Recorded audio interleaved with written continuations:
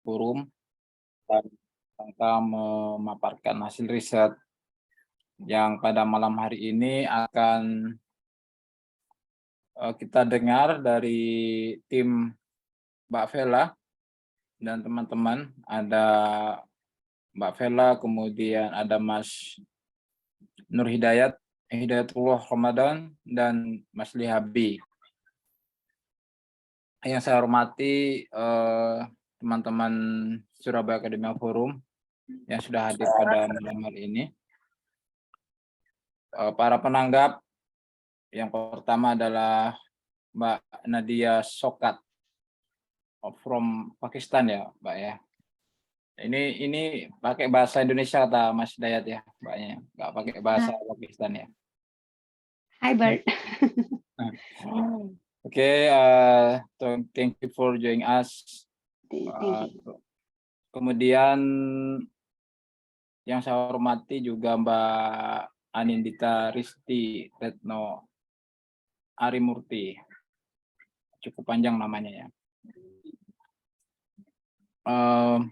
Pertama-tama untuk memulai diskusi ini, kita persilakan terlebih dahulu untuk memberikan pengantar diskusi. Dalam hal ini akan diwakili oleh Bapak Setria selaku Direktur Riset dari Surabaya Academia Forum untuk memulai diskusi kita. Kami persilakan Pak Setria.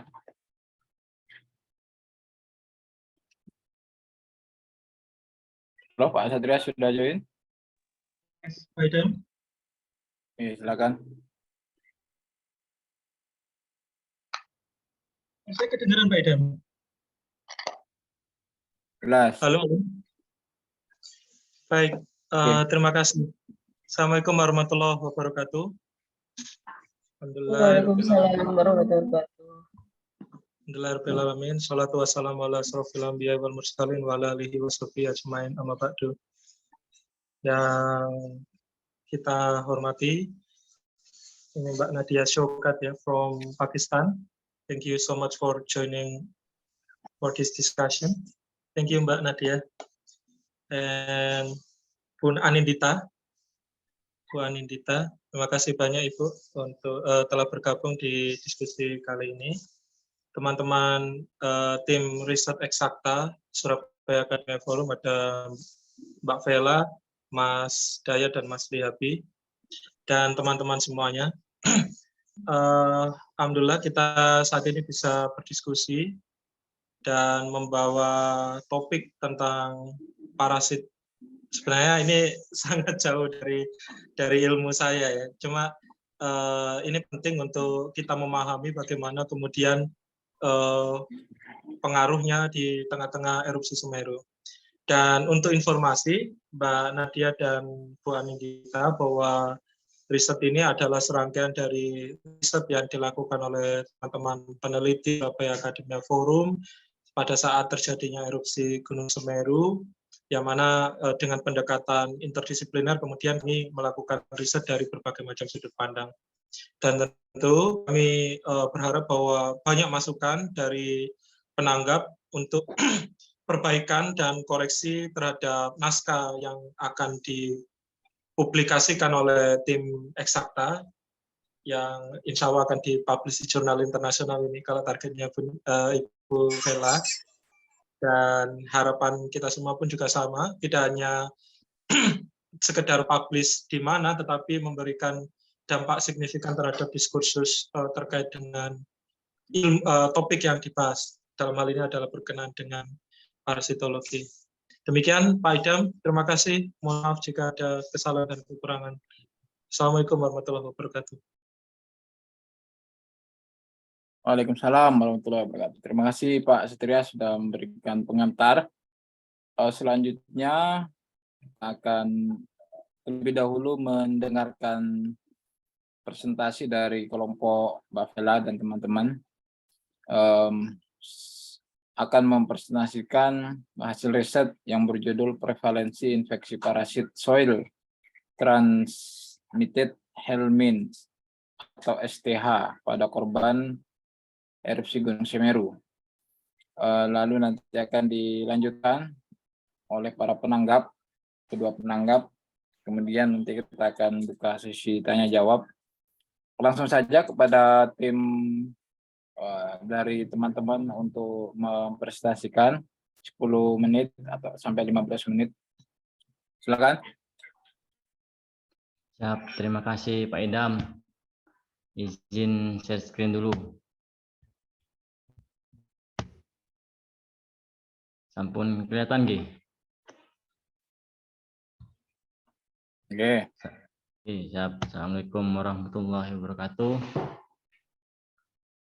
Kami dari tim Eksakta akan mempresentasikan hasil riset kami, yakni berjudul Prevalensi Infeksi Parasit Soil Transmit Helminth atau STH pada penyintas erupsi Gunung Semeru, di mana kelompok kami ini diketuai oleh Bunda Vela dan dua anggota yakni Nur Hidayatullah Ramadan dan juga Ali Habi.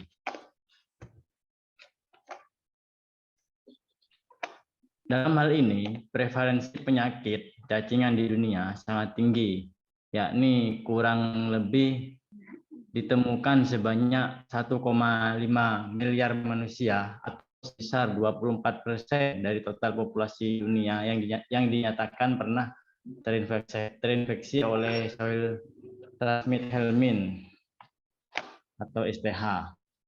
Menurut WHO, pada tahun 2019, mayoritas STH terdistribusi luas di daerah tropis maupun subtropis.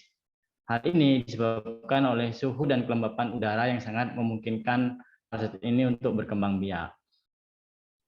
Menurut Wijaya, pada tahun 2018, negara yang mempunyai tingkat penyebaran infeksi parasit cacing STH tertinggi, yakni meliputi negara Cina, Asia Timur, dan juga Sub-Saharan Afrika. Infeksi cacingan menjadi salah satu penyakit endemik kronik, yang artinya di suatu daerah tersebut selalu ada dan memiliki ciri khusus yang berbeda, sehingga ada perbedaan di setiap daerah tersebut akan penyakit ini, mulai dari spesies hingga sumber penyakitnya. Perlu diketahui, penyakit STH ini tidak bersifat mematikan, namun jika dibiarkan tanpa pengobatan, dapat menyebabkan berbagai gangguan kesehatan, mulai dari gangguan pencernaan, anemia, kekurangan vitamin dalam tubuh, hingga terjadinya kematian. Cacing parasit STH yang sering menginfeksi manusia meliputi cacing gelang, Ascaris lumbricoides, cacing tambang, maupun juga cacing cambuk. Menurut Rusmartini pada tahun 2009, STH adalah nematoda usus yang dalam siklus hidupnya membutuhkan tanah untuk proses pematangan. Sehingga proses tertularnya atau masuknya cacing ke inang, khususnya manusia, itu melalui kontak langsung dengan tanah. Hal ini biasanya terjadi pada pekerjaan yang lokasinya di alam terbuka. Contohnya petani, tukang, maupun apalagi ya, penebang pohon maupun juga pemburu burung di hutan. Selain itu, makanan maupun minuman yang terkontaminasi merupakan cara STH ini masuk ke dalam tubuh. Menurut Kasimo pada tahun 2016, kondisi sanitasi yang sangat buruk maupun tingkat pendidikan yang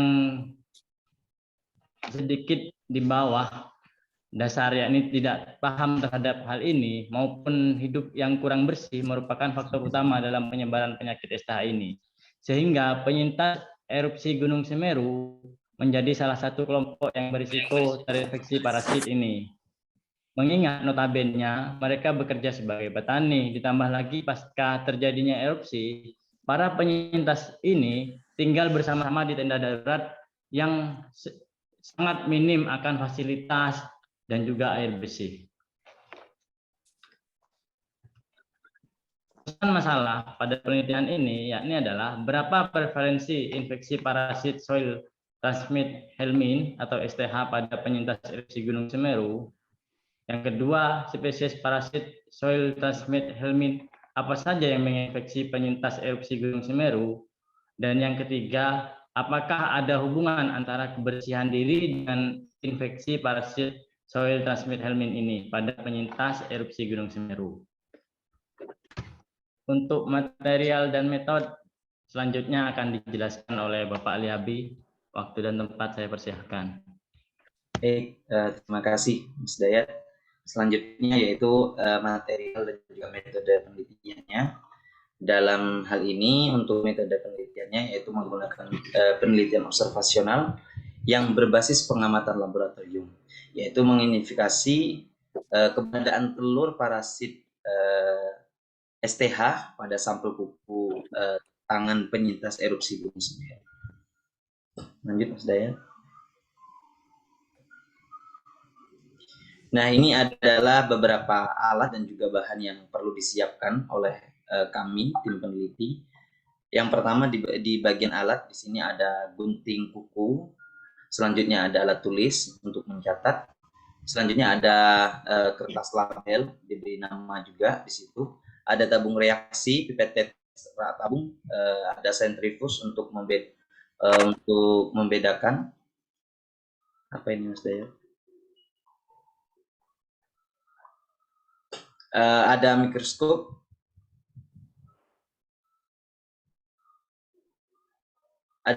Olympus dan juga gelas kimia. Dan untuk bahannya kami di sini menggunakan reagen KUH 10% dan sampelnya yaitu dari potongan kuku tangan penyintas yang sudah kami ambil. Lanjut Mas Dayat. Nah, di sini untuk prosedur penelitiannya kami ada 3 tahap. Yang pastinya kalau di laboratorium ada 3 tahap ya. Yang pertama adalah tahap pra-analitik, tahap analitik, dan juga pasca analitik. Lanjut Mas Dayat. Nah, ini untuk tahap pra-analitiknya yang sudah saya sampaikan tadi, mulai dari persiapan alat dan juga bahan yang digunakan ataupun bahan yang kita perlukan nanti di sana. Selanjutnya yaitu untuk tahap analitiknya. Untuk tahap analitiknya ini sudah mulai pada pemeriksaan yaitu memasukkan larutan KUH 10% sebanyak 20 ml dalam tabung reaksi yang sudah berisi sampel potongan kuku petani dan yang sudah diberi label di situ. Lalu didiamkan selama 15 sampai 30 menit lalu dimasukkan ke dalam centrifuge yaitu untuk mengambil supernatannya di situ. Setelah itu atur sentrifus dengan kecepatan 2500 rpm selama 5 sampai 10 menit. Setelah disentrifus, larutan bagian atas nanti dibuang, endapannya nanti diambil menggunakan pipet lalu diletakkan pada objek gelas lalu ditutup menggunakan cover gelas, kemudian diamati di bawah mikroskop dengan pembesaran lensa objektif yaitu 10 kali atau bisa menggunakan 40 kali. Nah, selanjutnya ya untuk tahap yang terakhir yaitu adalah tahap pasca analitik, yaitu catat dan lakukan interpretasi hasil pengamatan. Jika ditemukan telur berarti sampel itu positif, dan jika tidak ditemukan telur maka sampel itu dinyatakan negatif.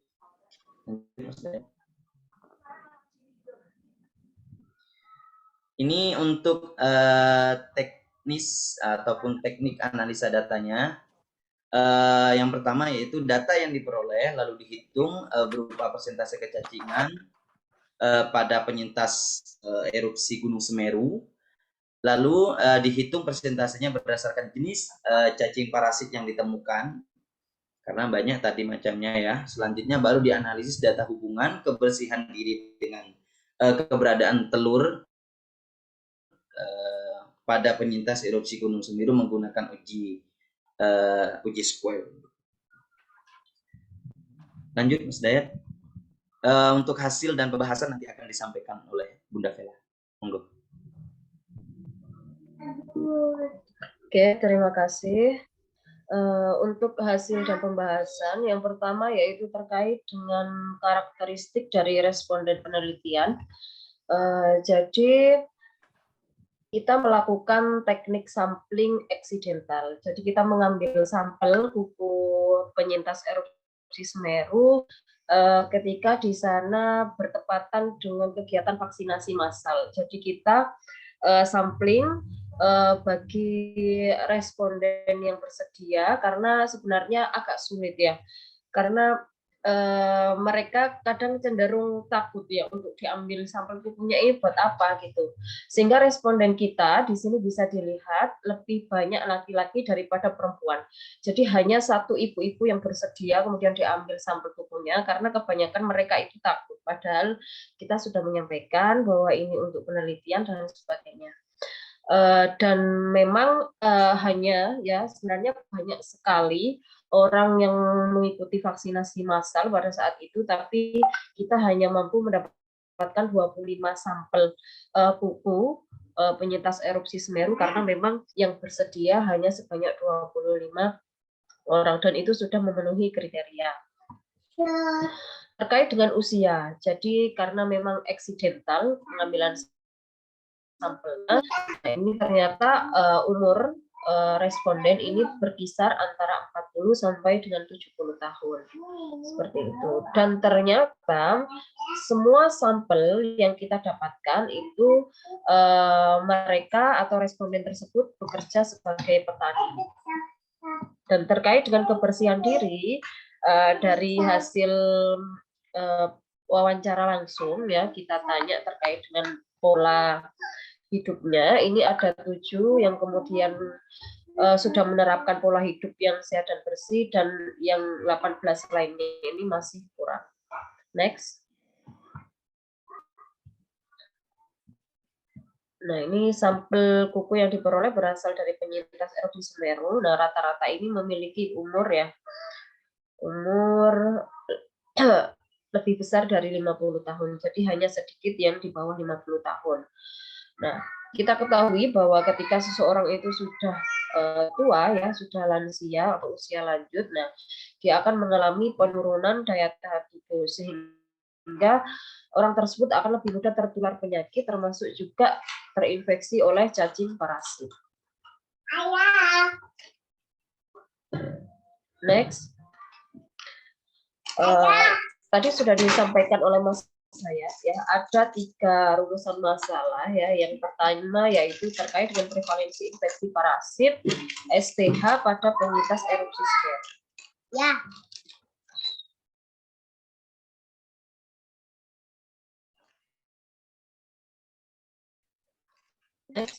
Ini merupakan tabel hasil identifikasi parasit STH berdasarkan uji lab yang sudah kita lakukan.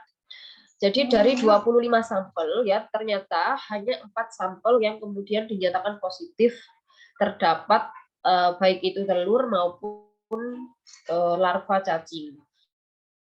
Sedangkan 21 sampel lainnya itu dinyatakan negatif karena tidak ditemukan telur maupun larva cacing. Jadi ketika satu sampel itu bukan hanya sekali kita sampling, tapi kita melakukan sampling 3-4 kali pada satu sampel. Jadi ini sehingga kita mendapatkan 16 sampel yang kemudian dinyatakan positif.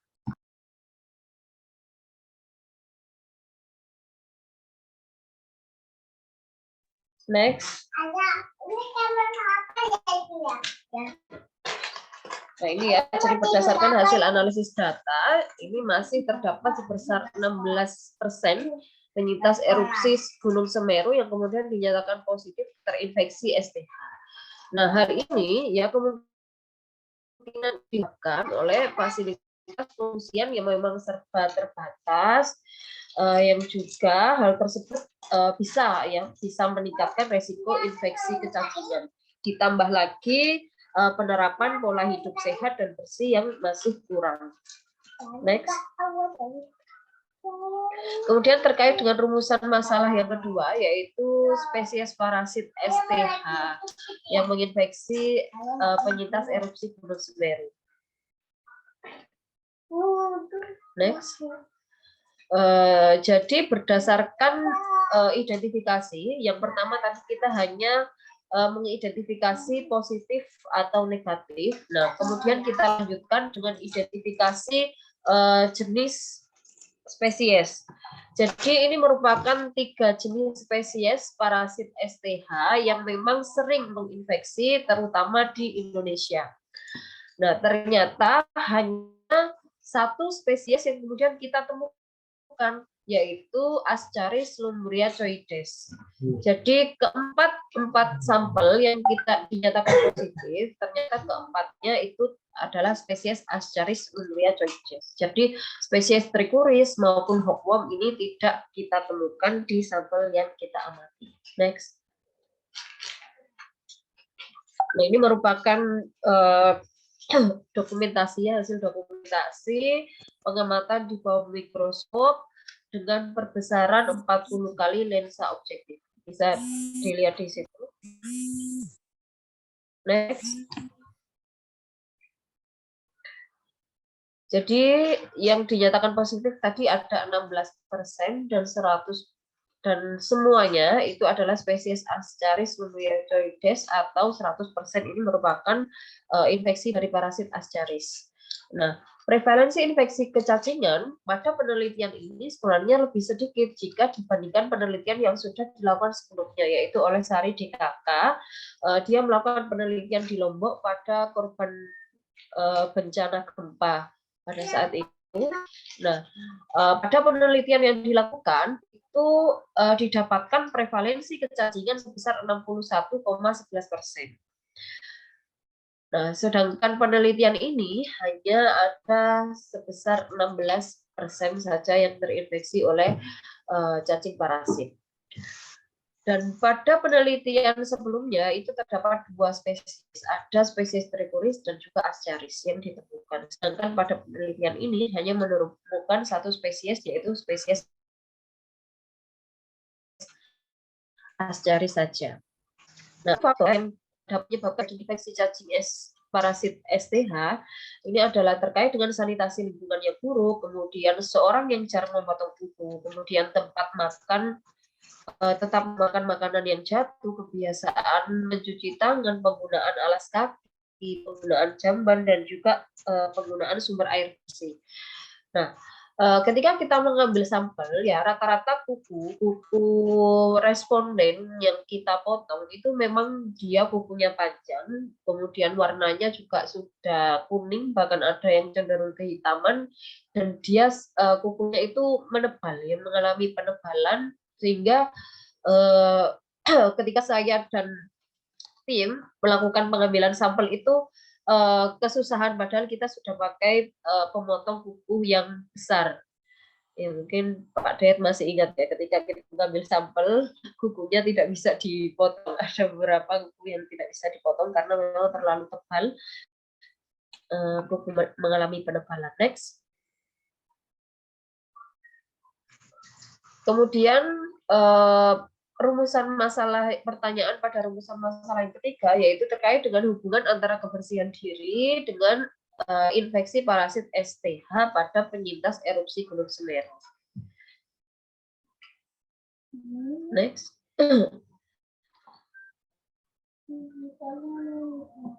Jadi hubungan kebersihan diri dengan keberadaan parasit STH pada sampel kuku tangan penyintas erupsi Gunung Semeru ini ternyata berkaitan erat, ya. Dari tadi ada 7 ya, 7 yang sudah menerapkan pola hidup bersih yang baik, itu ada 7. Nah, 1 orang ternyata ada 8 ternyata. 1 orang positif dan 7 orang lainnya negatif. Kemudian yang kebersihan diri masih kurang, ini 3 dinyatakan positif dan 14 lainnya dinyatakan negatif. Sehingga untuk perhitungan C-square yang didapatkan yaitu sebagaimana berikut. Ada yang baik itu 5,14 dan juga yang kurang ini 8,64. Next. Nah, dikatakan signifikan ya jika C-square, nilai C-square Higdon itu lebih besar dibandingkan dengan C-square tabel. yang berarti bahwa terdapat hubungan atau kaitan antara kebersihan diri dengan keberadaan telur cacing STH pada sampel kuku tangan penyintas erupsi Gunung Semeru. Nah, pengetahuan terkait dengan prevalensi infeksi STH ini diperlukan ya, bisa digunakan sebagai landasan ya untuk membuat strategi pengendalian terutama pada daerah yang endemik infeksi kecacingan. Kemudian kehadiran pengobatan sanitasi di lingkungan sekitar. Karena biasanya ya pada kondisi bencana alam ya sanitasi di tempat pengungsian itu memang masih cenderung kurang baik seperti itu, sehingga juga resiko untuk terinfeksi penyakit bahkan juga infeksi kecacingan itu juga masih sangat tinggi. Next. Baik, dari hasil yang kita paparkan ya, kemudian kita bisa mengambil kesimpulan yang pertama yaitu dari 25 sampel kuku penyintas erupsi Gunung Semeru yang sudah kita tes di bawah mikroskop ya, ternyata ditemukan sebanyak 4 sampel ini atau sebesar 16% itu terinfeksi parasit STH. Nah, 4 sampel yang dinyatakan positif itu 100% ya terinfeksi oleh spesies Ascaris lumbriacoides.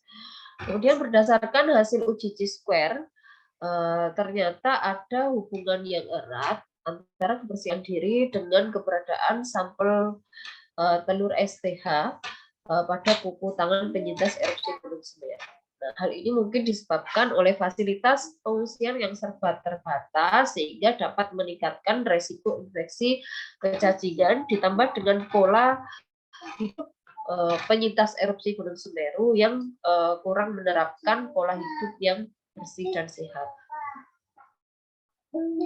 Mungkin itu saja pada pemaparan atau presentasi dari kelompok eksakta. Bisa dilanjutkan dengan penanggap. Saya serahkan kembali ke Pak Idam. Terima kasih Bu Vela dan teman-teman tim. Jadi sudah dipaparkan tadi bahwa ada 4 yang positif terinfeksi cacing dan itu dipengaruhi oleh pola hidup bersih dan sehat yang masih kurang ya.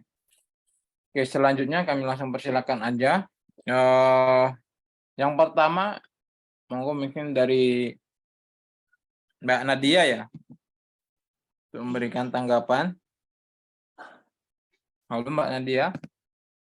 Okay, I'm here. Can you hear me? Ya. Okay, thank you so much.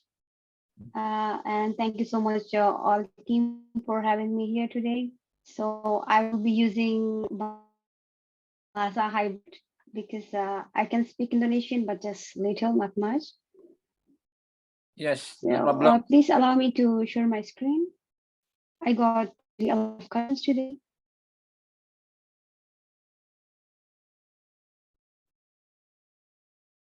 So first of all, I want to say that the research topic the team have chosen, it's really interesting, sangat menarik topiknya. Tapi saya ada banyak pertanyaan dari riset ini. What I could understand from the research, the team has used 25 samples, and they were studying the relationship. Like I couldn't. The first question: relationship between eruption and infections. Why you people were directly or specially study the Gunung Semeru eruption and then this infection? You will see the question in Indonesia. Like saya ingin pertanyaan tentang hubungan antara erupsi dan infeksi. So this is my first question. So please, to the team, can you answer? Please, Mr. Dad, can answer the question from Nadia. Madura, buat apa-apa Mas. Silakan Mas Dayat.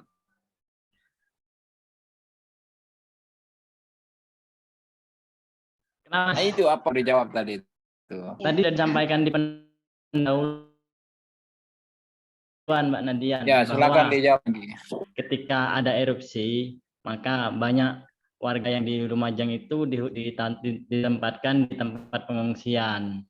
Nah, disitulah kenapa hubungannya. Jadi faktor sanitasi kebersihan dan pola hidup yang tidak sehat karena dipaksa untuk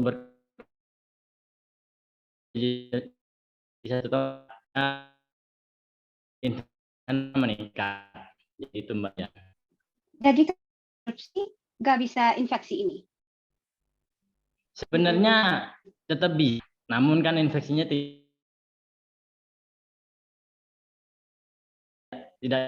cepat menyebarnya. Karena kan kalau saat tingkat penyebarannya agak lama, dan memang itu kayaknya penyakitnya udah.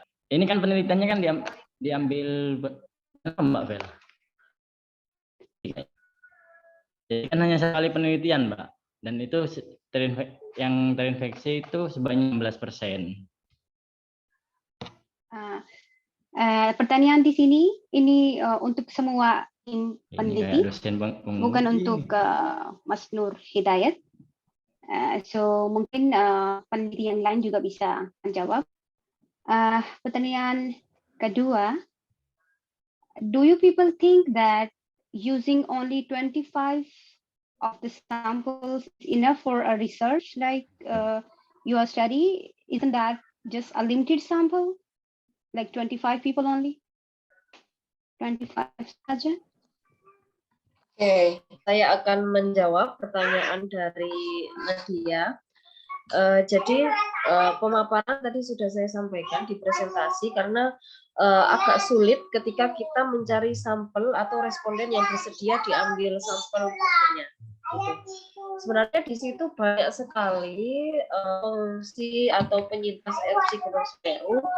Tapi ketika kita sudah menjelaskan bahwa ini terkait dengan kepentingan penelitian dan lain sebagainya, malah mereka itu cenderung takut nanti pas hasilnya positif atau seperti apa. Terus jadi hanya kemudian 25 orang saja yang kemudian bersedia. Itu accidental link. Jadi responden yang melakukan vaksinasi dan bersedia, kemudian kita ambil sampelnya. Bahkan kita standby di situ sejak pagi sampai sore hari. Dan kita hanya berhasil mendapatkan 25 sampel kuku saja. Seperti itu. Tapi dari penelitian-penelitian sebelumnya yang terkait dengan prevalensi infeksi parasit, sampelnya memang berkisar antara bahkan ada yang hanya 15 dan 20 sampel. Jadi 25 sampel ini sudah cukup seperti itu terkait dengan penelitian sejenis. Ya, maaf ya Mbak, ini Mbaknya sudah jawab. Tapi terkait saya, sampel ini mungkin tidak cukup to get the valid results for a research because your topic is so much interesting. As I already have told, the topiknya sangat menarik. So I think so if you people try taking more samples, that will be good for you. Mungkin bisa cari sampel yang lain, juga bisa ambil data dari sampel yang lain. That's what I can say about this. And I also saw that you were presenting that you said that infeksinya 100%. Like we just got 4 people positive out of 25. So how could you say that it's 100% positive? Because in your manuscript you didn't say that it was 100% positive for the Ascaris lumbricoides. You just said that the infection was 100%. Oke, saya akan mencoba menjawab ya. Jadi kita mengatakan infeksi 100% itu terkait dengan jenis tadi ya, rumusan masalah yang kedua, yaitu jenis persentase pada masing-masing jenis spesies. Jadi ada 3 spesies parasit STH yang kemudian sering menginfeksi terutama di negara Indonesia, yaitu ada Trichuris tricura, kemudian ada hookworm dan juga ada Ascaris. Nah, dari 4 sampel atau 16% yang tadi dinyatakan positif terinfeksi oleh STH, itu 100% itu adalah spesies Ascaris. Ya, maaf ya, Ba. Jadi I can say, mungkin di manuskrip bisa tambah 100% positive for the specific species. That's what I want to say. In your manuscript, you can mention that the samples, like 4 of the samples, 4 out of 25 were positive for the Ascaris lumbricoides, not the 100% were infected. That's what I want to say. And then I couldn't understand. The next question is, I couldn't understand like how you people target the sample. This is the question. Tidak termasuk method pengumpulan sampel. Like how you could say that we have to include this person and we don't have to include. We call it excluding method. What are some special properties or characteristics of that person that you choose that person for the sample and not others? Ini gimana caranya pengumpulan sampel? Silakan dijawab Mas Liabi. Baik, untuk pengumpulan sampelnya, kami memang langsung observasi langsung ke lokasi, karena kemarin pada saat itu yang dijelaskan oleh Pak Satria ataupun disampaikan oleh Ketua tadi Pak Satria, bahwasannya memang dari berbagai dari berbagai keilmuan begitu datang ke sana untuk melakukan penelitian ini. Nah, untuk pengumpulan sampelnya itu kami langsung observasional ataupun pengambilan langsung. Jadi sampelnya langsung dipotong, nanti ditaruh di dalam tabung, ditaruh di dalam tabung. Jadi satu orang sampelnya diambil semua situ, lalu nanti diperiksa untuk pengumpulan sampelnya. Maaf ya Mas, pertanyaan saya gini, bagaimana Anda memilih 25 orang dari berapa banyak? Like how you could say that we choose this one and we don't choose this one? Because whenever we collect our samples, we need orangnya punya ciri-ciri ini kayak gini Mas. Oh tidak Mbak, karena di sana memang yang yang dikatakan dari Mas Daya tadi ataupun dari Mbak Vela tadi, ada banyak masyarakat yang takut ketika diambil. Tapi memang mereka memang mayoritas adalah petani dan juga yang sudah terkena erupsi tadi. Begitu. Kalau untuk ciri-cirinya dan lain sebagainya belum ada begitu. Itu pun juga di situ juga kalau mau dibilang antara laki-laki dan perempuan juga kebanyakan laki-laki begitu, karena memang banyak yang tidak mau ketika kami mau ambil ataupun mau diperiksa begitu. Jadi kami juga tidak bisa memaksakan I want to say that this topic, like how you collect your sample, pengumpulan sampel, perlu penjelasan lebih lanjut. As I can say, it's not enough like, I'm sorry, as you presented or as you wrote in your research, according to me, it's not enough. Maybe for our other honorable respondent, maybe she can say something about it, but for me, it's not enough. Tidak cukup. And then, okay, and the next question is, I want to ask, the people you chose, the sample, and 4 of them were positive for the infection. So I want to say, bagaimana kondisi kesehatan mereka? Apakah ada di antara mereka yang sakit like you people went to them and you took sample. In their physical appearance, were they looking sick? The people you chose for the sample? Oke, saya akan mencoba menjawab terkait dengan kondisi kesehatan, karena kita samplingnya di tempat vaksinasi, jadi sudah dipastikan bahwa kondisi orang yang kita ambil sampelnya dalam kondisi sehat karena bisa melakukan vaksin yang pertama. Kemudian secara fisik, Sorry, I couldn't. Ya. Oke. Ya, mohon maaf ada sedikit gangguan dari si kecil. Tidak apa.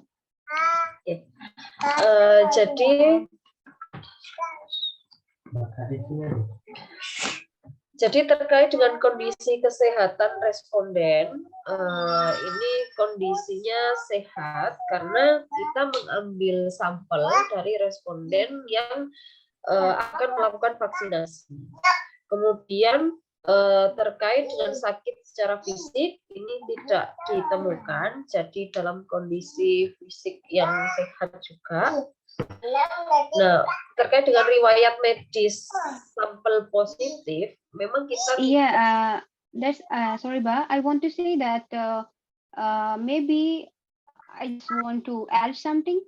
Maybe you people can also check their medical history, the medical history of the samples, because you are checking them for positive of infection. So I think that including their medical history, riwayat medik, it could be better for the manuscript. Because you people didn't mention about their medical history. Iya, terkait dengan pemeriksaan riwayat medis, kita ada data itu terkait dengan pemeriksaan apa kemarin, Devi, hemoglobin dan juga asam urat ya, tapi tidak berkaitan. Tapi tidak masuk ya, Mbak? Tidak masuk di PPT. Tidak masuk. Jadi Itu terkait. Jadi harus ya, disebutkan. Mbak. Oke, mungkin bisa kita tambahin nanti terkait dengan. Iya, Mbak. Tambah ini medical history. Dan juga saya ada pertanyaan tentang the consent of the people. You know, consent of the people. Were they ready to give you the samples? Like you said that we took their nails. So according to me, it's also something important in your research that when you want to do samples with human specialists, so you're going to take their consent. Like, are they willing? Mereka ingin like this?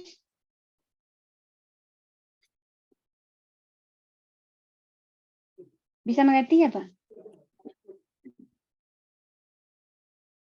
Oke, penjelasan tentang pengumpulan sampel juga sepertinya belum kita masukkan juga di manuskrip. Yeah, Pak. So I think so that the details about how you collected samples and were the people ready to give you the samples, like, because it's the part of their body, the nails. So were they willing to do this, to contribute in your research? That is something I couldn't see in your presentation. I will go next.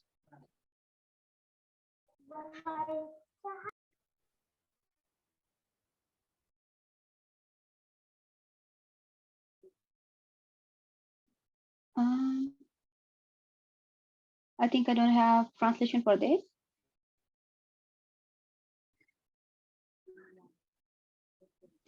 And as I could see from the study, so mostly from the results, I could see that the infection happens in elderly people, yang orang-orang yang sudah tua. Okay. So we can relate that the elderly people have the low immune system, weak immune system. But I want to say that could you directly relate your research with the age of people?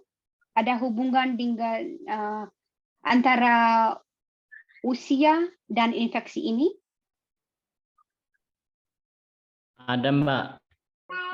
Karena ini, Mas, karena as I know, kalau ada orang masih muda, tapi imunnya tidak bagus, gimana? Jadi memang hubungannya kenapa kok kita fokus ke lansia juga, karena memang yang pertama sampel kita memang mayoritas lansia, yang kedua memang kita ngambil secara umum aja. Jadi ketika lansia itu sistem imunnya udah menurun, jadi itu lebih mudah dalam konteks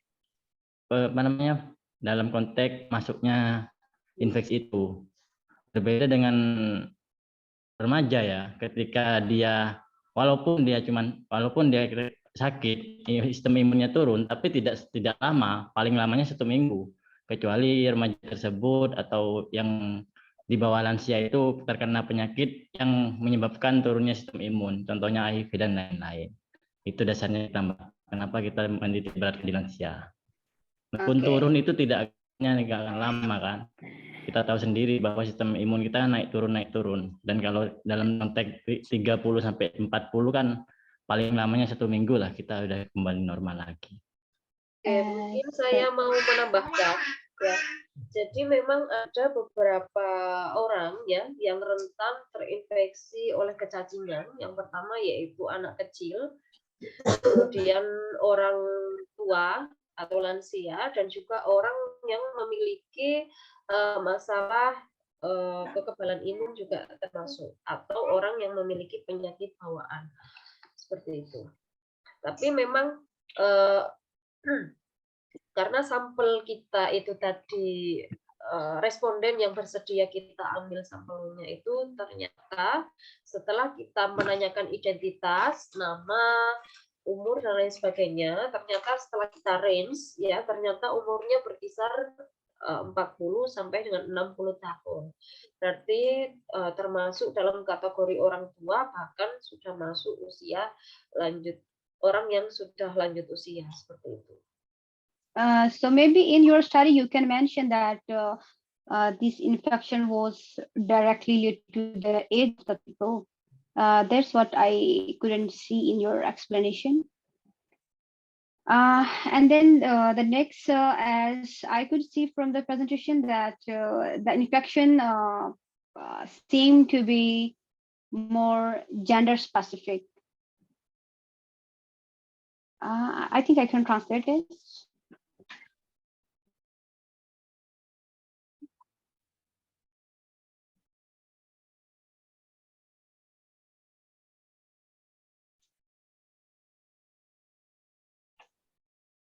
Hello? Yeah, hello. Yeah. I will just try to translate the question. This one.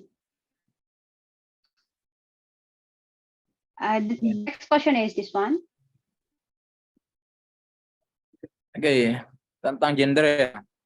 Yeah, like as I could see, you people mentioned that there was just one woman, satu what call it, wanita, and all that were male. So is this infection gender specific? Sebenarnya tidak ada kaitan terkait dengan gender dengan resiko untuk terinfeksi. Jadi semua orang, baik itu laki-laki maupun perempuan, itu memiliki resiko yang sama untuk terinfeksi. Namun orang yang sering melakukan kontak langsung dengan tanah, salah satunya yaitu petani, ya, kemudian orang yang pola hidupnya kurang bersih dan sehat, nah itu memiliki resiko yang tinggi. Jadi sebenarnya faktor gender itu tidak mempengaruhi besar infeksinya seperti itu. Jadi tidak ada kaitan gender dengan infeksi parasit. Jadi semua baik laki-laki maupun perempuan memiliki resiko yang sama untuk terinfeksi. Tapi di riset ini tidak ada. Di riset ini tidak ada. Jadi dari 25 sampel kuku petani yang kita dapatkan dari penyintas itu 24 itu memang berjenis kelamin laki-laki dan hanya 1 responden perempuan. So because you people say that the samples you people took, they were farmers, petani, I think. Sorry, I don't know the word. So the question also comes to my mind that this infection is related to farmers only. Iya, dari apa ya? Dari hasil wawancara, jadi kita menanyai terkait dengan identitas, termasuk juga jenis pekerjaan, baik itu perempuan maupun laki-laki. Ternyata semua sampel responden penyintas itu ternyata semuanya bekerja sebagai petani. Jadi saya ingin ini, Mbak, harus ada hubungan dengan usia, gender, dan ini pekerjaan apa. Ini sangat, what I can say, important, what I say, sorry, I don't know. So maybe you people can try to add more explanation why they were, all of them were laki-laki, and then the specific age group, they were mostly orang like which were already elderly people, tua, and then they were the farmers. So these three things are important, and you people need to focus on these three things. And next is why you people choose only the village area, because you people can say that it's unhygienic.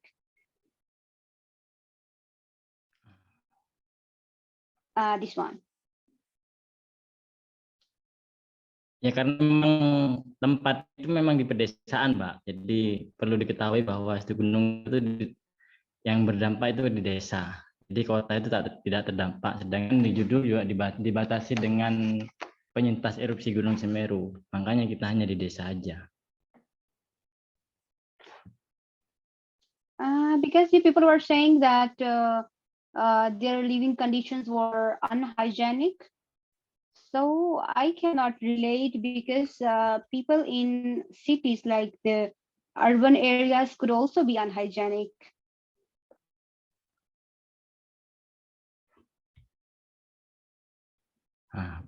Izin menjawab, Mas Dayat.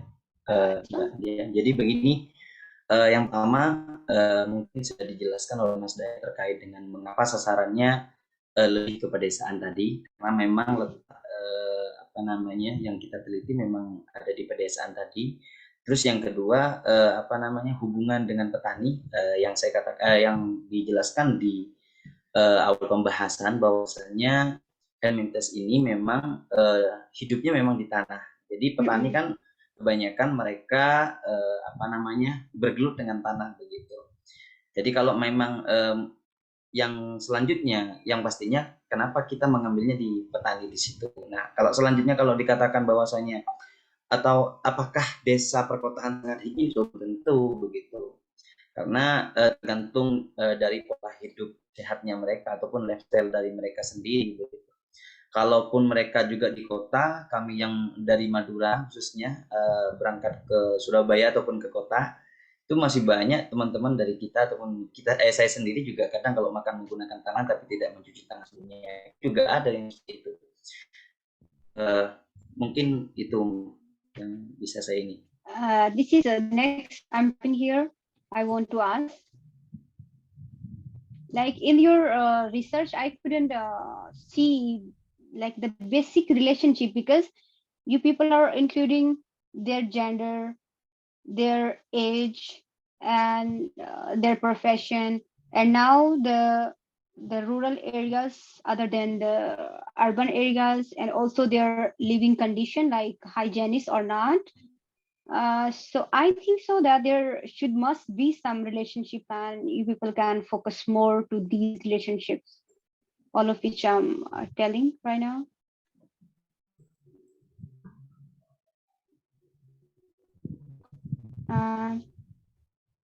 And the next question is this one. You people say that the sample you took, kalau hasil Baik, Sorry, kalau there. kukunya yang kita periksa Yes. itu ketika dikumpulkan memang warnanya itu ya hitam di apa namanya kuku yang panjang, karena memang mungkin ya orang yang terkena erupsi pada saat itu mereka tidak memikirkan terkait dengan itu, padahal hal itu juga penting untuk menjaga kesehatan dari mereka, tapi pada saat itu mereka juga tidak mengurus ke sananya, ke kuku yang hitam dan lain sebagainya. Tapi warnanya itu memang agak hitam pada saat itu, dan yang diambil mayoritas memang warnanya hitam. But as far as I know, most of the people who are farmers, even if they are affected by eruption or not, because they work with the soil. Ya mungkin And bisa saya lanjutkan, Pak Habib sepertinya so they, terkendala sinyal. sorry, Mbak, mostly farmers, they're having their nails which are different in colors than the normal people. So how you could say that it's because of eruption? Kalau orang petani normal, mereka juga punya kuku yang warna hitam atau lain.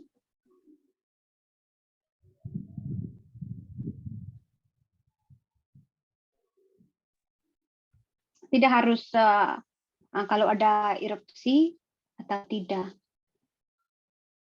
Kalau yang kemarin itu yang saya ngambil itu Mbak, untuk warnanya sama Mbak. Jadi warnanya hitam, tebal, karena memang kuku petani didesain untuk lebih kuat daripada kuku kita kan. Yeah. Kita tahu sendiri. Nah, Ini warnanya juga bisa karena mereka petani, they are farmers and work with the soil. So I don't think so that there is a relationship between eruption and their nails or the infection, because as I know farmers, all of them, I also have seen farmers in Pakistan, there is no eruption or something, and their nails are different in color because they are working with the soil. Kerjaan sama tanah. That's what like you need to add more explanation. ya sebenarnya apa namanya warna dan semuanya sifatnya itu sama semua petani itu, walaupun tidak ada dampak erupsinya sama aja sih Mbak. As a whole, I have to add ada masukan gini. You people can add more, like why you studied eruption. You people already say that there is infection and this is the percentage of infection worldwide.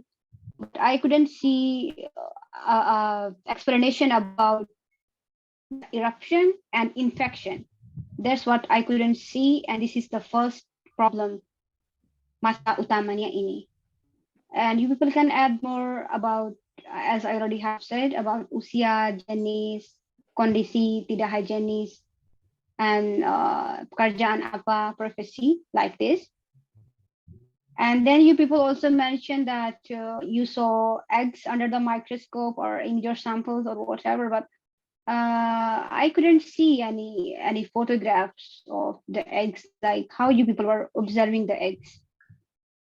This one.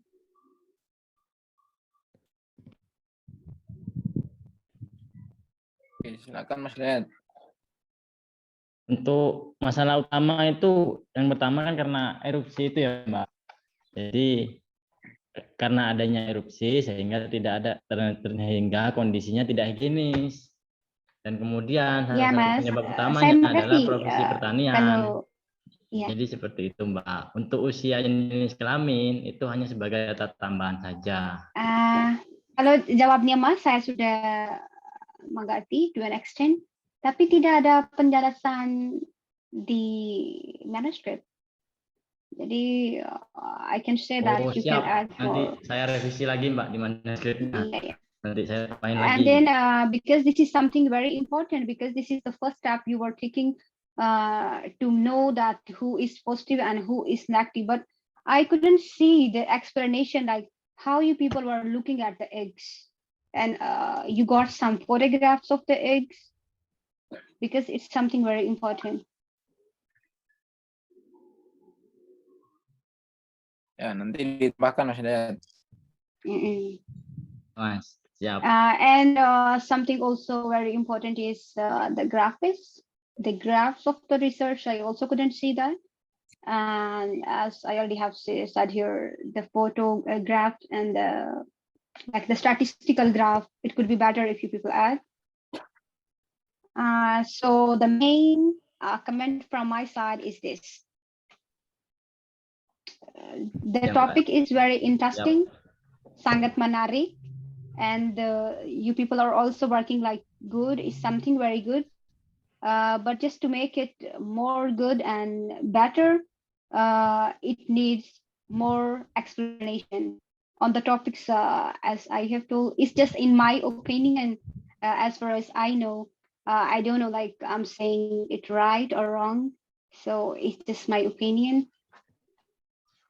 I can say in Indonesia, topik ini perlu penjelasan lebih lanjut. That's what I can say. Siap. Terima kasih Mbak Nadia. Yeah, thank you so much. Thank you so much. Oke, Back you. to Moderator. Any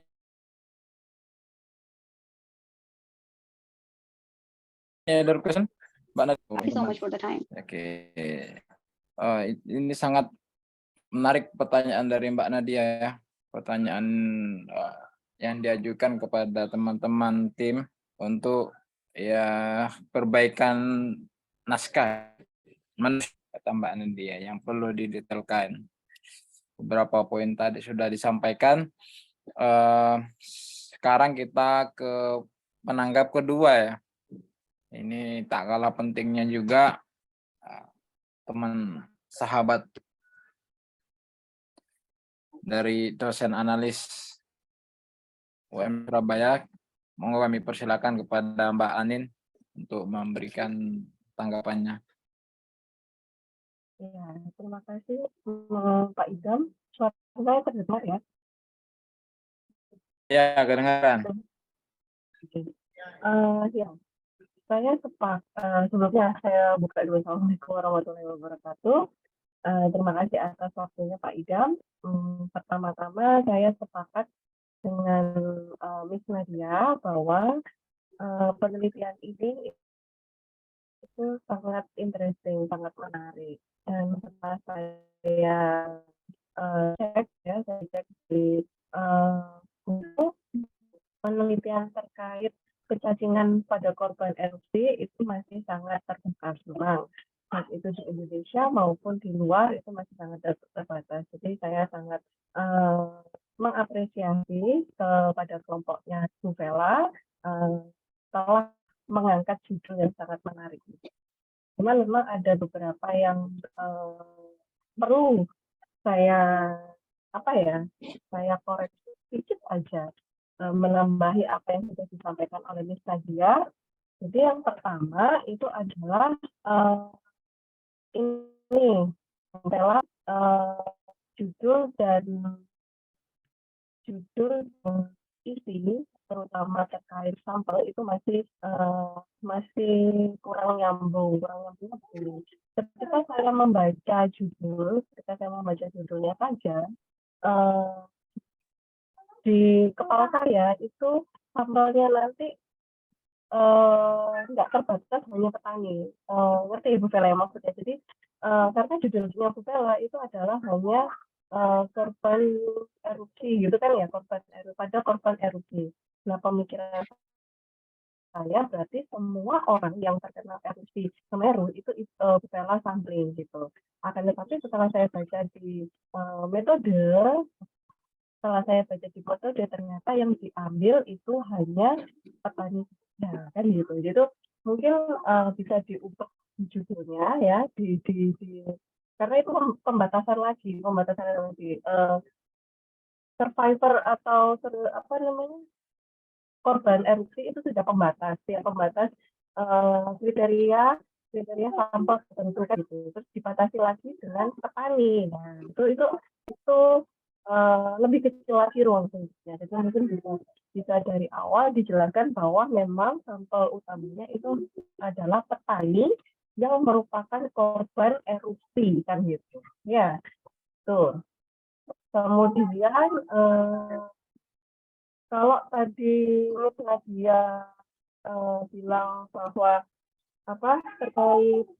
terkait umur, memang benar bahwa umur penyakit kecacingan ya, ini kan disebutnya penyakit kecacingan ya. Jadi penyakit kecacingan itu tidak melihat umur, bisa terjadi pada siapapun itu, baik itu anak-anak maupun orang dewasa. Nah, kebetulan yang disampling oleh kelompok Bu Bella ini itu adalah petani, gitu ya Bu Bella ya.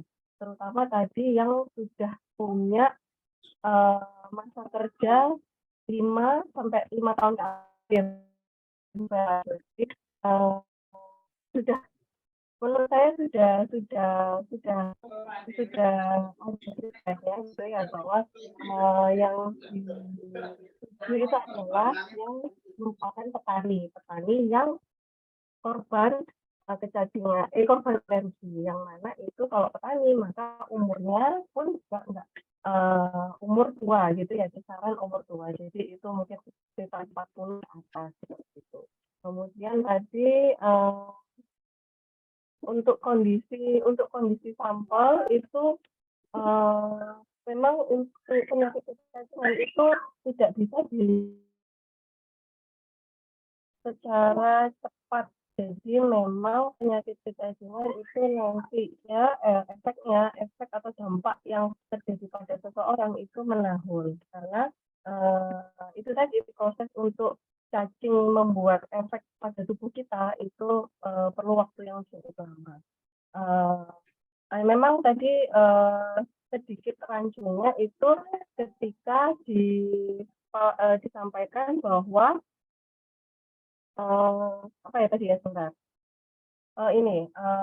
kebersihan, apakah di pedesaan dan perkotaan itu berbeda, enggak, ada bedanya sebenarnya ya. Jadi ini terkait kebersihan diri. Nah, ini yang digarisbawahi adalah kebiasaan diri kita, bagaimana diri kita menjaga kebersihan diri kita. Karena tadi sudah disampaikan di awal bahwa STH ini, cacing yang dalam kelompok STH ini bisa menginfeksi kita dengan penularannya melalui tanah seperti itu ya.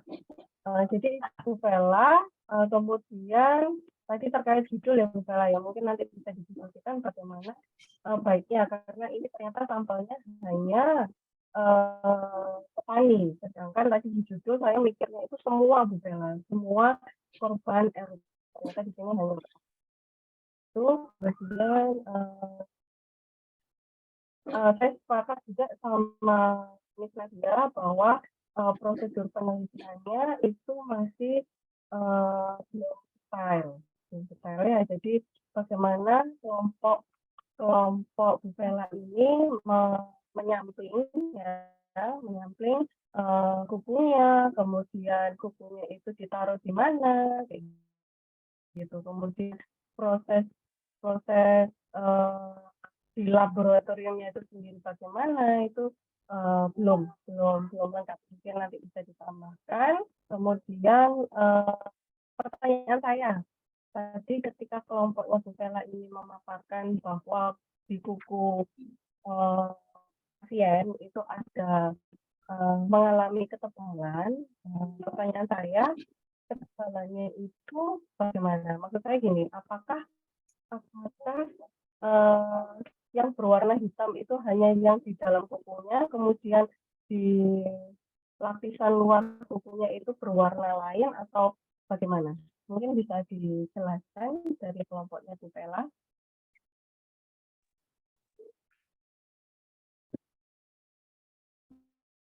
Jadi yang berwarna hitam itu bukan cuma di kukunya aja sih Mbak, tapi di dalam juga warna hitam. Jadi memang benar-benar kotor, dan memang kayaknya sudah lama kotornya itu. Jadi waktu saya bersihkan itu susah. Oke. Berarti hanya di di permukaan kukunya sini juga berwarna hitam, Mas? Oh, enggak Mbak. Di antara lain Mbak. Mana enggak kelihatan kameranya ya? Di sini ya Mbak. Iya, di depan itu sampai ke dalam. Mengalami ketebalannya itu bagaimana tadi dijelaskan? ciri-cirinya kan ada yang mengalami ketebalan, perubahan ketebalan ya kalau nggak salah bahasanya tadi gimana. Nah itu gimana maksudnya? Oh, itu ketebalannya itu kukunya. Nah, memang kan dipaksa untuk bekerja keras tuh Mbak, jadi kukunya tebal. Oke, kalau saya malah mikirnya ke yang lain Mas. Bisa jadi itu infeksi yang lain ya, jadi selain di situ ada cacing, saya malah mikirnya kukunya juga terinfeksi jamur. Oh ya, Mungkin ada yeast juga kok Mbak. Tebakan saya gitu. jadi mungkin ini menarik ya. Jadi dari satu sampel itu kita bisa mendapatkan dua penelitian yang berbeda. Satunya parasit, satunya mitologi. Gitu. Jadi tadi ketika kelompok ini menyampaikan bahwa kukunya mengalami perubahan ketebalan, saya mikirnya, oh jangan-jangan itu jamur gitu. Nah itu bisa dilakukan penelitian lanjutan, penelitian lain. Gitu.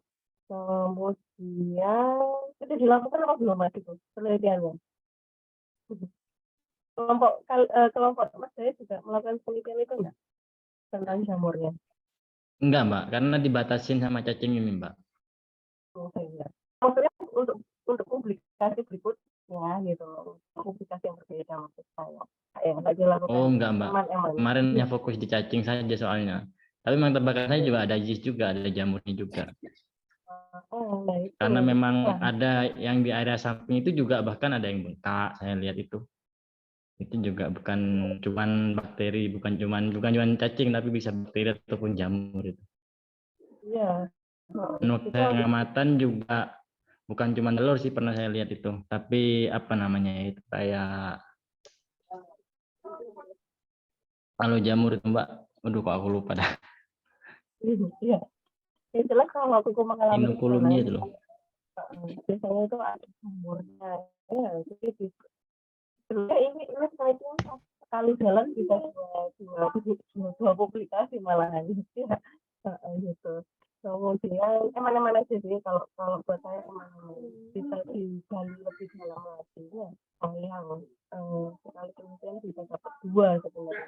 Ini tadi terkait data apa namanya square-nya ya, data square-nya yang di PPT tadi. Jadi sebenarnya yang positif dengan kepercayaan diri yang baik itu apa ya Mas? Di PP kok gitu. Yang benar bagaimana? Coba di PPT-nya atau saya share ya PPT-nya tadi ya. Yang PPT tadi dibagi link ya Mas. Terus ya terus tadi. Nah, itu. Jadi sebenarnya untuk kategori yang positif STH dengan kepercayaan diri yang baik itu 1 atau 0. Karena kok persentasenya 0 itu.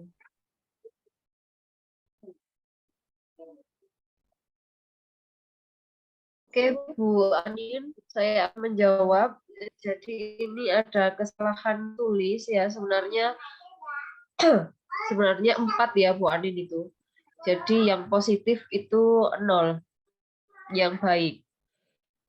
Oh, 0. Jadi yang kurang positif 4. Iya, betul Bu Anin. Oke. Nah, ini menghitung C-square-nya tadi 4 atau masih pakai 3 dari itu setelah dengan angka 5,14 sama 8,64 ini. Sinyal saya sangat jelek ini. Mohon maaf. Ya. Jadi maksud saya misalnya nanti kalau misalkan memang nilainya terpampang di sini 5,14 sama 4 itu adalah hasil perhitungan dari 1 sama 3 ya, bukan 0 dan 4, maka siswanya mohon dihitung lagi gitu. Oh ya, iya Bu Anin. Jadi itu insya Allah sudah benar Bu Anin. Jadi hasil C-square itu memang lebih besar dari C-square tabel. Hanya salah di penulisan angkanya saja yang di positif itu Bu Anin. Seharusnya itu 0 bukan 1, yang di bawah itu 4. Untuk persentasenya juga sudah benar Bu Anin. Oke, kalau kita nggak ada masalah. Kemudian fotonya, oke, dari foto yang ditampilkan sama kelompok Bu Vela, ciri-ciri yang menandakan bahwa hasil ini adalah Ascaris lumbricoides itu gimana Bu Vela?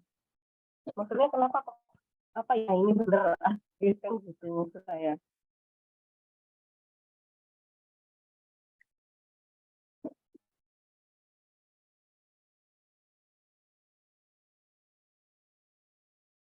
Gimana Bu Vela?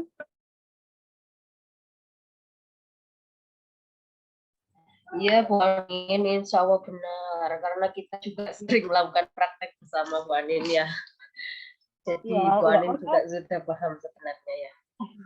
Jadi Ya, nggak itu. untuk Kalau saya lihat dari gambarnya itu malah ya, kok kayak jadi bukan gitu. telur yang kita amati ini Ascaris, kebetulan ini telur yang sudah dibuahi karena memang dia bentuknya bulat. Kemudian bisa kita lihat juga di luarnya ya, di bagian luarnya.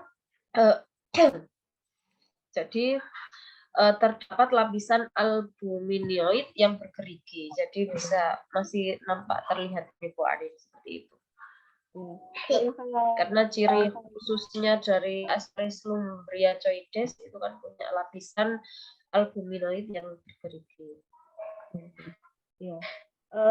Yang kayak masih ragu yang ini Bu Vela itu kok kayak ada garis rasianya enggak ya Bu Vela ya? Iya Bu Anin. Kalau gambar enggak yang saya masih menanya apa tandakan itu yang sebelah kiri tadi karena kok seperti ada garis rasianya. Kalau misalkan itu memang ada garis rasianya bisa jadi bukan Ascaris gitu. Tapi ya itu tadi ya karena saya lihat hanya dari PPT mungkin salah penglihatan saya gitu. Nanti bisa diskusi lagi lihat fotonya. Nanti bisa saya kirim ke Bu Anin kabarnya setelah itu.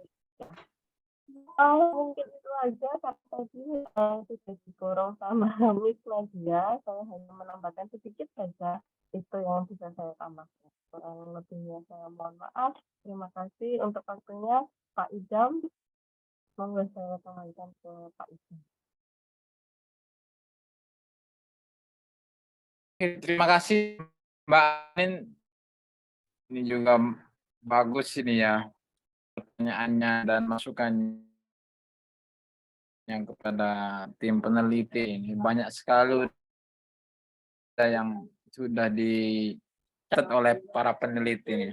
Namun kita masih ada sesi tanya jawab. Kami persilakan kepada teman-teman langsung saja pada para penanya untuk mau raise hand mungkin. Saya ya Pak Idam ya. Oh silakan langsung, boleh langsung. Ya. Oke, terima kasih atas kesempatannya. Yang ingin saya tanyakan itu lebih kepada kan yang ditemukan Ascaris lumbricoides itu ya di sampel yang ada di responden untuk di kawasan Semeru yang ingin saya tanyakan. Karena 100% yang ditemukan tuh hanya satu spesies itu. Nah, apakah ini ada kaitannya juga dengan karakteristik habitat dari Ascaris itu dengan kondisi tanah pada kawasan Semeru? Itu saja sih pertanyaan dari saya. Ada apa? Terima kasih. Apakah kan tadi dari hasil penelitian 100% yang ditemukan itu hanya satu spesies dari 25 itu. Nah, apakah ini juga berkaitan dengan karakteristik habitat tanah ya, maksudnya kondisi tanah si cacing Ascaris ini dengan di kawasan Semeru begitu. Gitu pertanyaannya. Terima kasih. Suara saya putus-putus nggak? Putus-putus ya Pak Idam. Jelas kan ya seperti saya. Soalnya dari tadi sinyal buruk keluar masuk. Oke. Lanjut. Islam. Saya Pak Idam. Oh iya. Itu Pak Islam dulu in English Maduris katanya. Islam.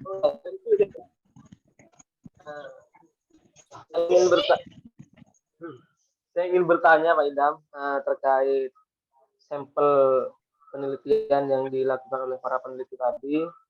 Kalau tidak salah lihat saya tadi ada 25 orang ya, 25 sampel. Apakah itu cukup dengan banyaknya para sampel yang para lupa sampean. Para relawan. Populasi. Para Penyintas. Populasi penyintas Semeru itu Pak Idam. Yang pertama, apakah itu mewakili? Terus kriteria inti sama eksklusinya itu apa Pak Idam? Nanti belum disampaikan di PPT tadi, sehingga kok muncul kuku hitam yang dihubungkan dengan kejadian Semeru seperti itu. Terus yang kedua, apakah hanya spesies Ascaris itu tadi yang ditemukan dalam penelitian itu, apakah tidak ada spesies lain? Karena saya rasa hasil kalau sudah dilihat itu mungkin banyak spesies yang lain yang muncul begitu. Apa itu juga ada hubungannya dengan penelitian yang dilakukan oleh peneliti? Terima kasih. Mungkin itu saja Pak Idam. Oke, terima kasih Pak Islam. Selanjutnya Mbak Arin. Oke, terima kasih Pak Idam. Kalau saya menanyakan tentang parasit apa ininya sangat enggak ini ya dengan saya enggak paham begitu namanya apa dan lain tadi yang disampaikan oleh pemateri maupun penanggap dan pertanyaan Mbak Oli tadi. Saya mungkin lebih ke ini Pak Idam kaitan dengan konten materi yang disampaikan khususnya di poin pendahuluan di latar belakang yang kemudian disampaikan oleh kelompok tadi itu kan kaitan dengan data-data yang masih sangat global untuk persentase infeksi dan lain-lainnya tadi. Nah, itu yang kemudian menurut saya perlu ditambahkan kaitan dengan konteks Semeru, konteks lokalitas dari tipologi kaitan dengan termasuk tadi kondisi rekam medis yang general dari warga Semeru khususnya begitu, sehingga nanti kemudian itu bisa menjadi mempertajam kaitan dengan sehingga kenapa penelitian ini menjadi layak dan urgent untuk diteliti. Jadi konteks perkara erupsinya, konteks Semeru yang kemudian warganya termasuk tadi bahwa pertanian misalnya sehingga kenapa diambil dari 25 sampel itu 24 atau kesemuanya itu petani dan itu laki-laki sehingga bisa ada argumen yang dimunculkan di awal gitu Pak Idam. Itu yang pertama. Yang kedua kaitan dengan diskursus penelitian sebelumnya itu yang menurut kami perlu untuk nggak tahu kalau yang di PPT tidak dimunculkan ya, mungkin kalau di naskah yang disampaikan ke penanggap sudah ini, tapi bahwa itu yang kemudian menjadi ada satu hal yang kok kemudian kenapa ini perlu diteliti di konteks erupsi begitu, di konteks erupsi Gunung Semeru sehingga teman-teman ini memilih pada satu tema penelitian yang diangkat oleh tim eksakta ini. Kalau yang ketiga kaitan dengan teknik sampling, mungkin karena saya lebih ke kualitatif, jadi kalau dengan kuantitatif dan hanya berjumlah 25, saya kok masih ini ya, masih jauh begitu ketika nanti akan diproses dalam statistika ataupun kaitan dengan hitung-hitungan dalam kuantitatif. Itu mungkin Pak Idam 3 hal yang perlu saya tanyakan ke tim peneliti. Terima kasih. Oke, 3 pertanyaan tadi dari Mbak Arin. Selanjutnya terakhir Mbak Elmi. Baik, terima kasih Pak Idam. Mungkin saya juga hanya pertanyaannya mungkin simpel saja terkait dengan tadi kan sudah dijelaskan bahwasanya hasil penelitiannya terdapat cacing dan lain sebagainya itu terhadap penyintas erupsi. Kemudian dari tim peneliti sendiri langkah-langkah apa saja yang akan dilakukan ketika penelitian ini sudah selesai, sudah ada hasilnya seperti itu. Apakah hanya sampai di sini ataukah ada lanjutan? Karena kalau melihat dari hasilnya itu ada beberapa masalah atau penyakit-penyakit yang ditimbulkan. Nah, apa yang jadi atau solusi dari peneliti dan juga itu bisa diterapkan di daerah situ tadi, ataukah ini hanya sekedar penelitian kemudian setelah itu selesai? Mungkin seperti itu, Pak Idam. Baik, terima kasih.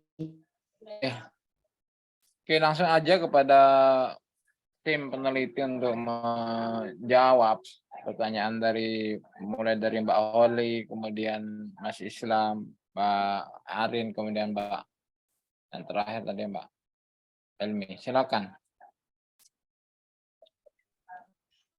Silakan, Mr. Lihabi. Saya mau Silakan, Mr. menjawab. Lihabi. Siap. Mas Dayat dulu itu kan dah. Pak Idam.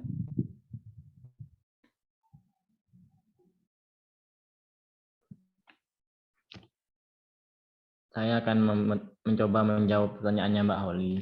Jadi sejatinya itu kan penelitian kami ini di Candipuro, Sumber Mujur. Itu menurut saya tempat yang sangat disenangi oleh cacing maupun yeast maupun bakteri, karena di sana udara sangat lembab, cahaya matahari sangat cukup. Namun kenyataannya, kenapa kok Ascaris yang hanya ditemuin, itu kembali lagi ke faktor keterbatasan kita. Mungkin karena sampelnya yang 25 dan juga mungkin bisa jadi Ascaris di sana yang dominan atau yang menjadi populasi inti dari cacing tersebut di daerah sana. Jadi seperti itu, Mbak. Apakah hookworm ataupun trichuris tidak ada? Saya melihat penelitian terdahulu itu ada. Namun memang penelitian terdahulu itu memang yang dominan spesies Ascaris. Jadi gitu, Mbak Hol. Mungkin karena memang tempat yang berair dan juga airnya mengalir sehingga kan Ascaris ini yang lebih sering lebih sering menginfeksi ke manusia, karena kita perlu ketahui juga bahwa Ascaris ini cacing ukurannya yang paling besar. Jadi seperti itu, Mbak.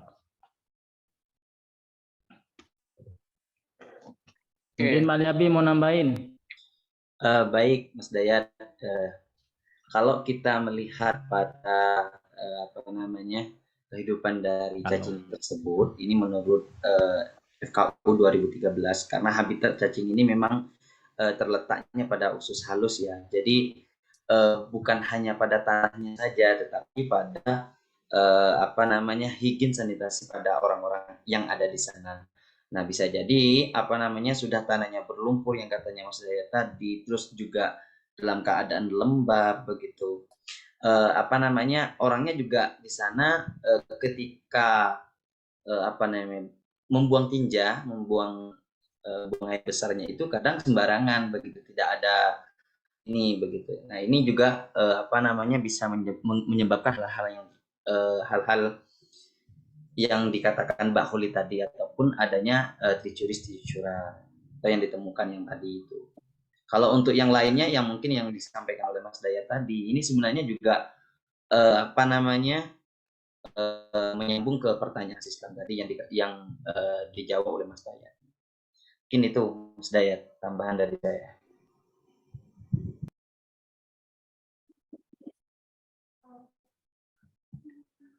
Oke, saya akan mohon maaf izin off video ini Pak Idam karena sinyalnya kurang stabil di rumah.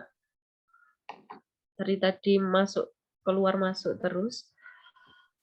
Saya izin menambahkan terkait dengan pertanyaan teman-teman. Jadi tadi Mas Islam bertanya terkait dengan kriteria inklusi dan eksklusi. Ya, sebenarnya kriteria yang pertama ya ketika dia berstatus atau menyandang status sebagai penyintas, maka itu sudah bisa kita ambil sampelnya. Kalau misalnya dia tidak penyintas,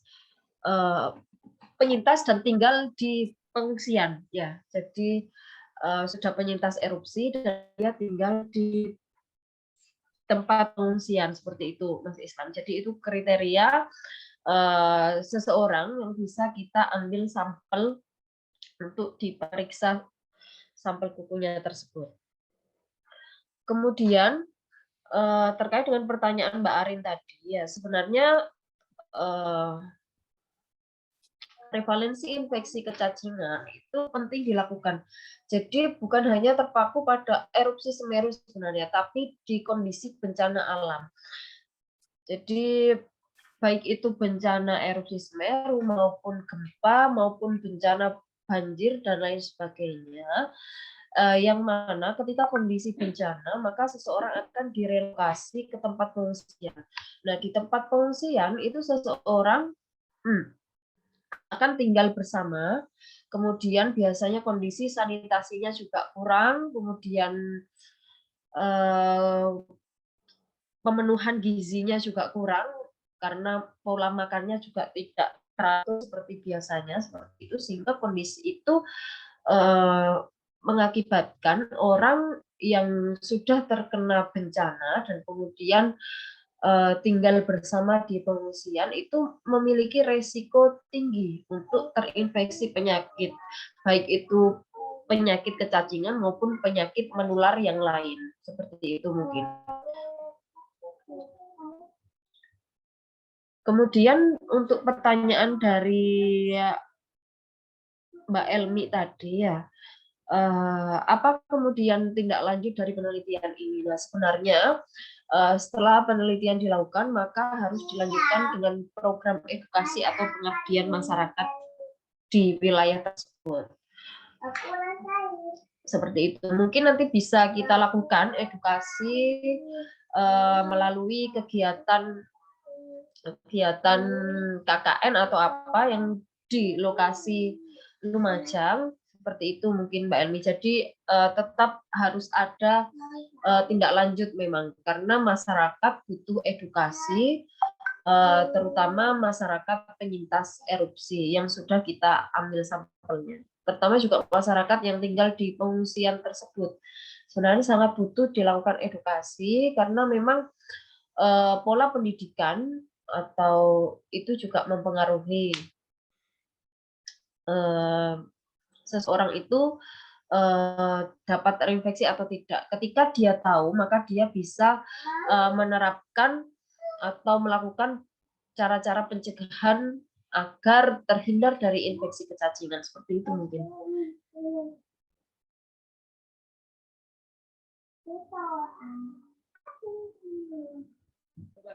Oke, sudah semuanya? Asli Abi? Sampun, Mbak Idam. Oke, teman-teman, ada tanggapan mungkin dari jawaban yang disampaikan oleh tim peneliti? Saya izin ini bertanya Pak Idam. Oh ya, silakan. Tadi ya, nyambung dari penjelasannya Mbak Vela. Jadi saya mencoba untuk memahami bahwa pada intinya meneliti di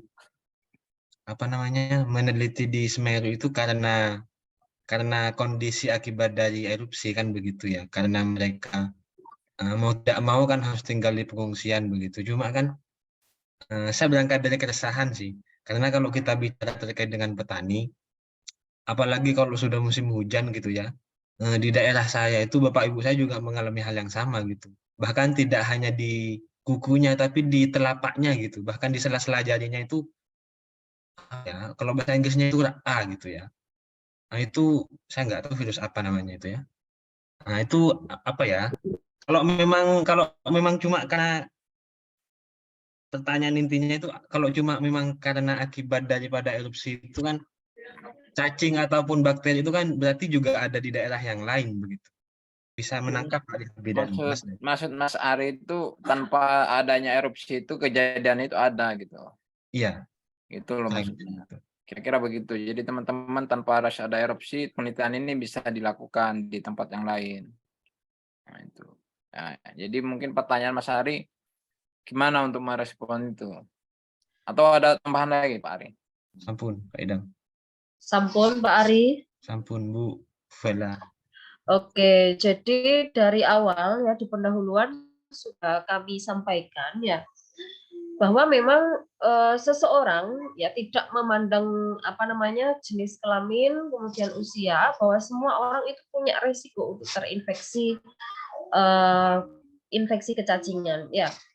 Namun ya karena kondisi bencana yang mengakibatkan seseorang itu tinggal di tempat pengungsian, nah itu menyebabkan resiko untuk terinfeksi ini menjadi tinggi seperti itu, Pak Ari. Ya. Jadi penelitian ini bisa dilakukan di manapun dan kapanpun ya. Karena terkait dengan penelitian untuk identifikasi prevalensi infeksi kecacingan memang harus dilakukan secara rutin.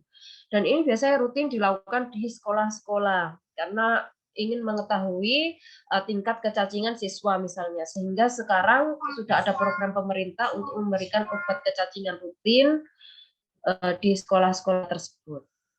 Jadi sebenarnya sudah kami sampaikan di awal ya, bahwa setiap orang itu punya resiko untuk terinfeksi. Baik itu Pak Ari juga termasuk juga punya resiko seperti itu. Dan orang yang memiliki resiko tinggi untuk terkena infeksi kecacingan adalah orang yang sering melakukan kontak langsung dengan tanah. Nah, salah satunya adalah petani.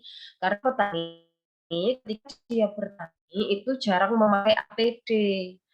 Nah, jadi infeksi kecacingan bisa terjadi atau bisa langsung kontak langsung dengan tangan seperti itu tanpa ada alat pelindung. Kemudian anak kecil biasanya kenapa dia resikonya juga tinggi karena anak kecil kan suka main tanah ya biasanya.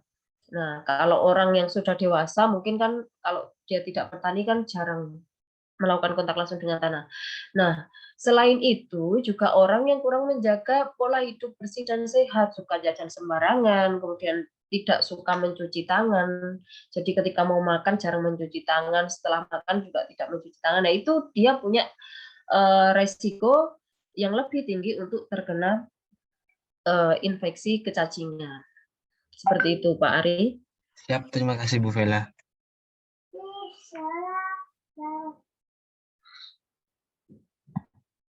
Oke. Ada sanggahan dari teman-teman peserta yang lain mengenai jawaban dan pertanyaan tadi?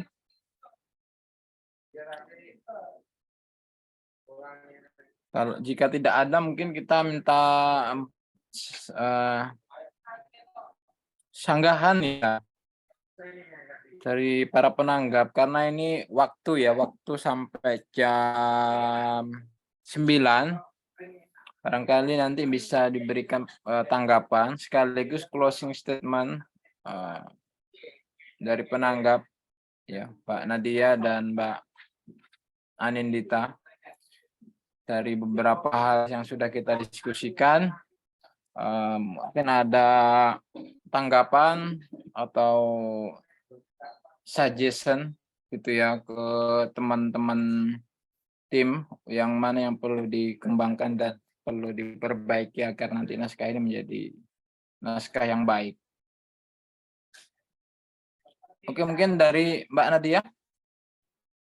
Okay, I think it's been enough for me already. I have asked many questions, but once again, I want to say to Team Peneliti that this is very interesting, the research, but we just need to add more explanation, and it could be a good manuscript.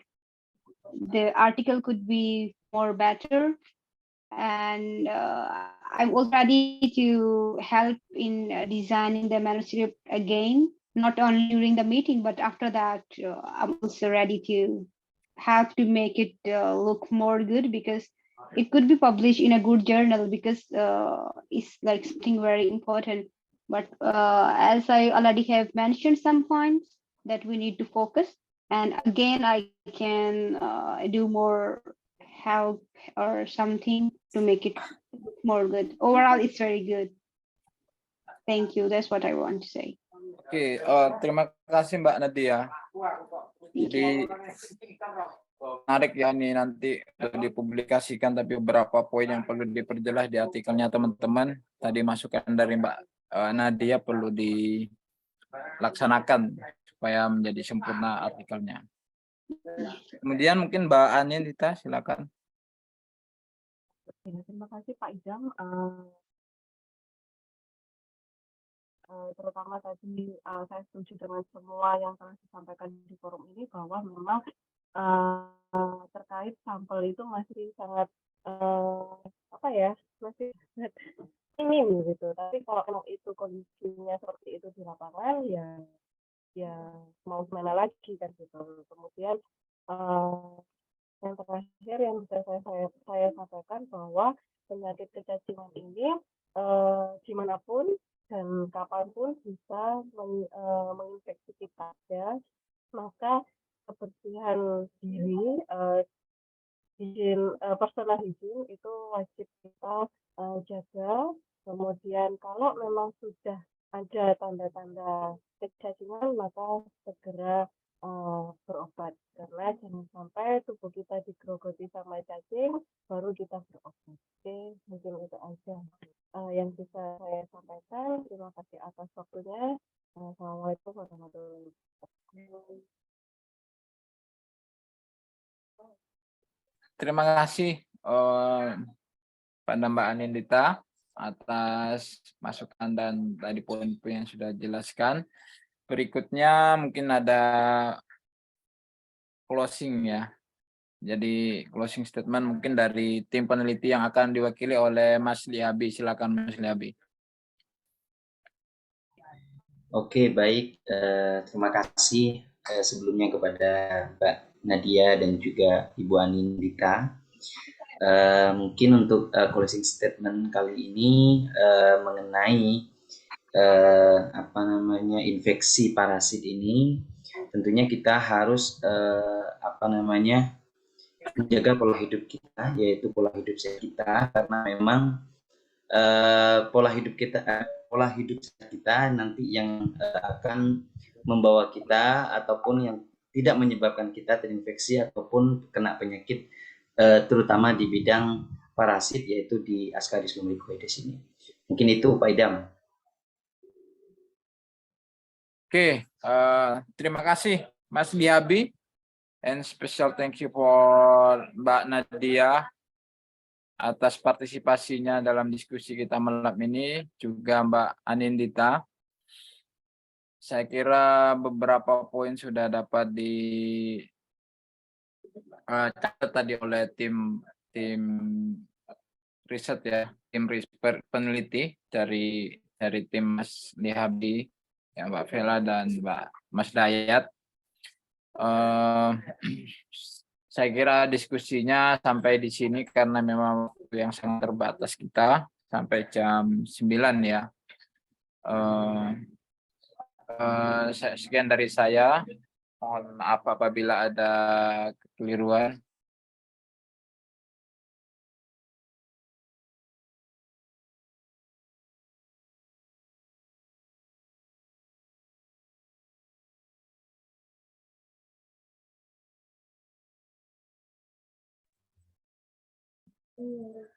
Nah,